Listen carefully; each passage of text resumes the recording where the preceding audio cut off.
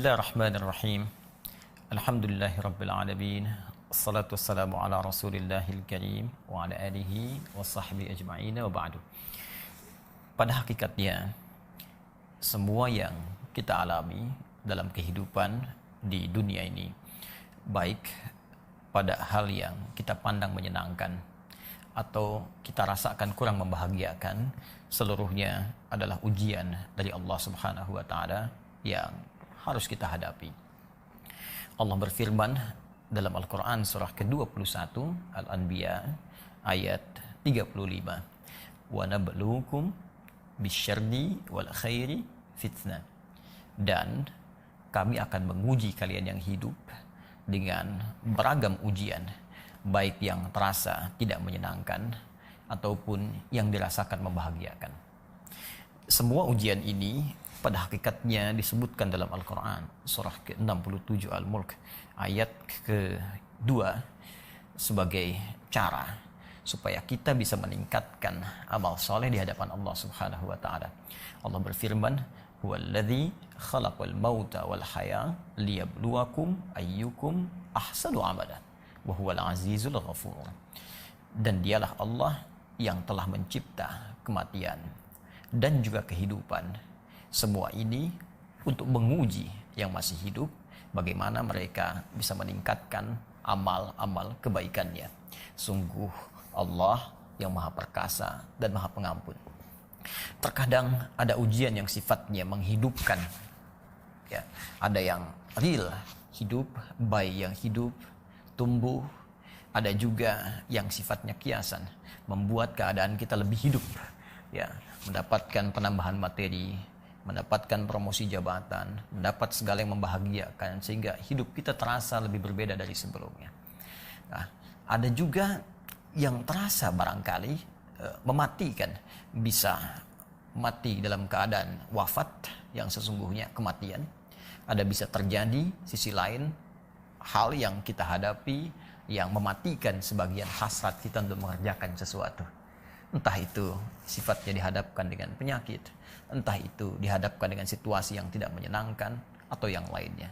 Sungguh dua keadaan ini, kata Allah, sesungguhnya berupa ujian untuk menguji ketangguhan kita. Apakah masih sanggup kita mengerjakan amal soleh dalam dua situasi itu. Karena itulah ada tafsiran yang sangat baik dari Al-Imam At-Tabari ketika menafsirkan Al-Quran surah ke-21 tadi ayat 35. Beliau mengatakan, linanzura kaifa syukruhum fima yuhibbun wa kaifa sabruhum fima yakrahun. Ya, terkadang ujian itu datang pada hal yang menyenangkan supaya dilihat bagaimana syukur kita ya bisa hadir ketika hal yang menyenangkan itu kita dapatkan. Dan terkadang ujian itu datang pada hal yang tidak menyenangkan supaya dilihat bagaimana kesabaran kita menghadapi ujian itu. Jadi ada syukur berhadapan dengan kebahagiaan, ada sabar yang diharapkan muncul pada hal yang tidak menyenangkan. Karena itulah dalam Al-Quran seringkali ujian-ujian yang datang melalui hal yang tidak menyenangkan itu kemudian disandingkan dengan sifat sabar.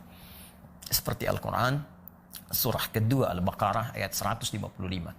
Allah berfirman, وَلَنَبْلُوَنَّكُمْ بِشَيْءٍ مِنَ الْخَوْفِ وَالْجُوعِ وَنَقْصٍ مِنَ الْأَمْوَالِ وَالْأَنْفُسِ وَالثَّمَرَاتِ وَبَشِّرِ الصَّابِرِينَ. Dan kata Allah, kami akan uji siapapun yang hidup dengan beragam ujian. Ya, boleh jadi itu tidak menyenangkan, seperti kekhawatiran, gelisah, takut, rasa lapar, kurangnya harta benda, ya, jiwa yang sakit sampai wafat, atau kerja keras yang diambil oleh orang lain. Namun yang paling menarik kata Allah, wabasyiris sabirin, berikan kabar gembira pada orang sabar. Ya, terkait dengan COVID-19 atau corona ini, ya tentu kita akan menggolongkan pada hal yang tidak kita senangi. Tidak ada orang yang senang dengan datangnya wabah dalam konteks kemanusiaan. Ya, maka dari itu, ketika kita diuji dengan ujian wabah semacam ini, maka apa sandingannya dalam Al-Quran? Apa padanannya dalam hadis? Maka Allah telah memberikan jalan kepada kita bersabar menghadapinya. Bersabar berikhtiar dalam mengatasi wabah ini.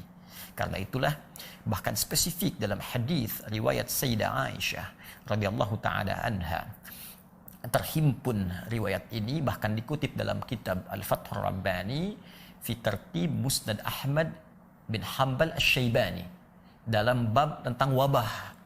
Ya, Kitabul Wabah, bab tentang wabah di halaman ke-204.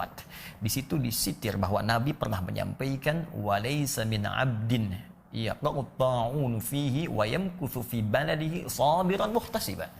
Ya, kata Nabi, dan tidaklah seorang hamba yang mengalami kondisi wabah kemudian dia menetap di tempat dia tinggal itu dengan bersabar, sabiran. Ya, muhtasiba, dia banyak mengoreksi diri.